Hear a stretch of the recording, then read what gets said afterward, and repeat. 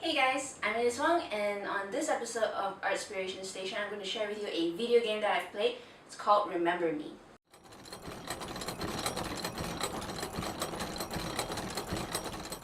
Artspiration Station is a series that I'm currently doing where I share other people's work and concepts, and hopefully it will spark an inspiration in you. Have you heard of the game Remember Me? Honestly, I've never heard of it. How I found this game is because I followed this gamer on YouTube called The Rat Brad, and he's just this sweet, down-to-earth guy who just sincerely enjoys playing video games. And he played this game called Remember Me. I thought it was interesting, so I bought the game and I played it. I would say this game is pretty underrated. For the plot, it definitely gets you at the get-go. You play as Nilin and you start off as her in a facility of this mega corporation called Memorized, and they are trying to wipe out people's memory. It was an excellent way to start off the game because most of her memories were wiped out starting off, so you knew as much as she did, and things were later explained into it, which made the progression seem pretty seamless. In the midst of this chaos, a guy named Edge contacted you and guided you to escape the building. The passage on your right. Take it. With his help, you go on a quest to bring down, memorize, and find your memories and find out who you are. The game is set in the year 2084. It is a time where memories are stored and shared. I don't know if I'll ever find the courage to give these memories to my son. But I'm relieved to know that they are all safe and secure. Thanks to my Sen-Sen, I choose to remember every defining moment of my life. Good ones and the bad. But the system has failed. Memories has become a drug. Because of this, people crave for memories in order to feel better. As a result, they have become what is known as a memory junkie. Give me a memory, man. Anything will do. Just need a fix. My last one. And I'll stop. Your memory's unraveling. It's loosening a secondhand cyber orgasm. You're 2 steps away from fragmentation. Anything, man. I just want to remember something happy. Some, as a result of memory abuse, they have been degraded into what we call leapers, which leads to the degeneration of the mind and disfigurement of the body. Look! A new us. Pain is shared now. Feelings lost now. A new us. Tears and grins. Lost. Look! A new us. Pain is shared now. Nilin is a memory hunter, and the best of the best in fact. However, she is the only memory hunter to be able to remix other people's memories, which I admit is a pretty sweet trick. And because of her special abilities, you will be able to remix people's memories along the way. This, however, gives you a sense of fear. Memories make people who they are. It molds us. It is the very definition of our personalities. But by remixing their memories, you are totally changing that person and all they are. The amount of power that is inside you is a lot and is very pressuring. It is very story-rich and thought-provoking. I did not expect the ending, but I think it did the campaign justice by wrapping it up nicely into a neat little bow. For the gameplay, I like it. Her movements are very swift and fast. For combat, there is no counterattack, but she does have an evade, which is really useful because it works really timely and quick, enough to evade the enemies whenever you want. She can't use health pack during combats, however this is compensated by a sequence of combo moves, which I found really interesting because I've never come across this before. There is a sequence of combo moves that you unlock as you progress throughout your story. These combos are filled with kick and punch moves. I'm using an Xbox 360 controller, so it's mainly X and Y. Different color represents different advantages as you hit your enemy. Take for example the simplest form, the 3-hit combo. I like to use orange, which gives the player health during combat. As I hit the enemy, I will gain health if I apply that special attribute. I can replace these slots with other attributes as well. I often like to switch between the orange and the pink. The pink one helps fill up the power bar faster, and it also cuts down on the cooldown time for your special powers to re-energize. I also like the fact of where they place their collectibles. It is not too difficult and it's not very easy for you to find them either. Some, they will actually provide screens for you along the way where to find the health pack. They will show it as a clue and you have to search it yourself.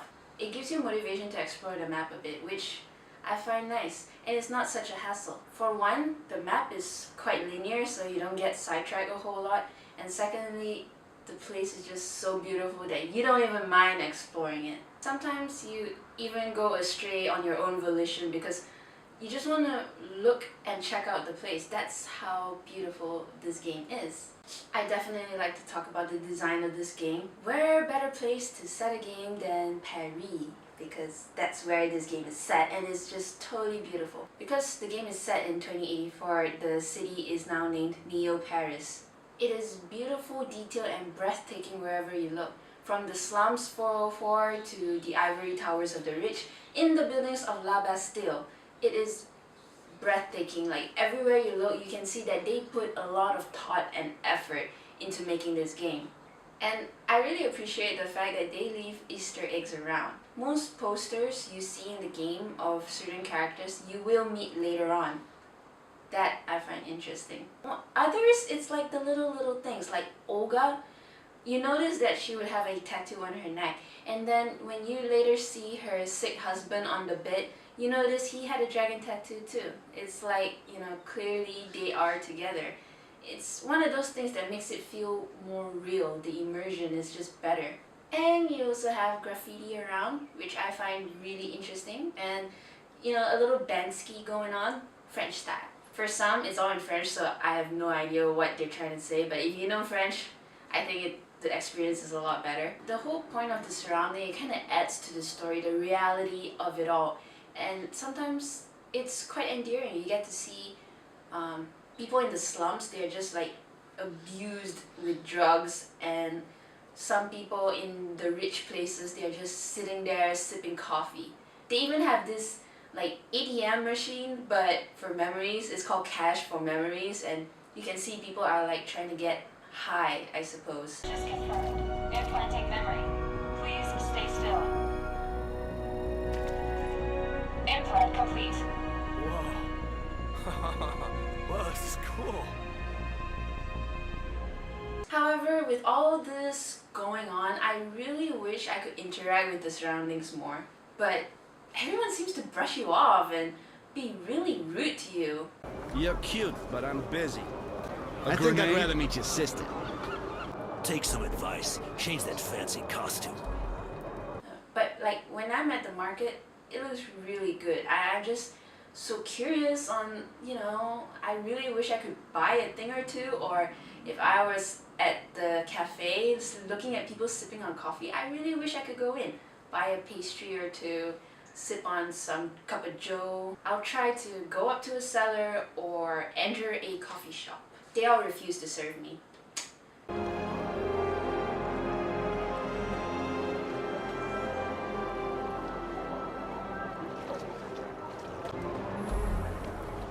I don't think that this is the store you're looking for.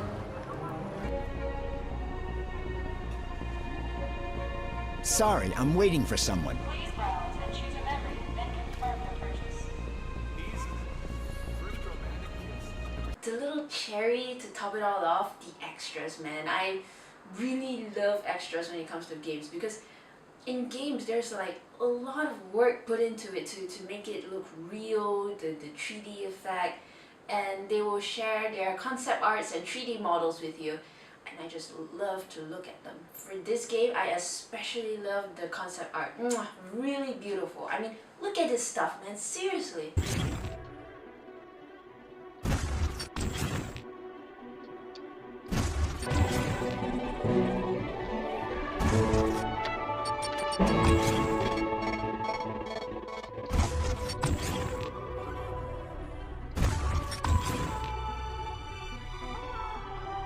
And their 3D models are good as well. I love 3D models because you can go up close and personal with the characters and see their design.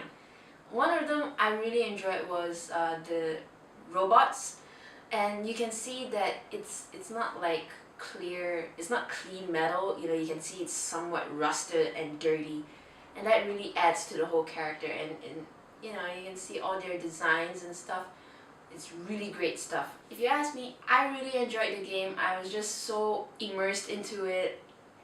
The storyline is great, and this game is sci-fi. So if you're an artist who's interested in sci-fi, story-driven, concept art, I like this game. I really enjoyed it. For the boss battles, I do appreciate that it's not impossibly hard. There are games that are, you know, there's a whole difference between challenging hard and just impossibly hard. Sometimes games, like, they think that just because it's hard, they will just push 100 enemies at your face. But this game, it really tests your reflexes and agility, and because of all the superpowers and abilities that you got going on, it will really help, and you have to think what is the best way to counter those people. For certain enemies, only a certain superpower affects them. Some are not affected by your superpower at all, and you have to find a other route. So anyway, these are the thoughts for this video game, and I really enjoyed it. If you do plan to buy it, I hope you enjoy it too. Thanks for watching. If you are new to my channel, I would really appreciate if you like and subscribe. Leave a comment down below. Like to hear your thoughts. And if you'd like to see more of my works, I got some websites you can visit and check it out. That's all for today. See you guys in the next video. Ciao. Stay cool.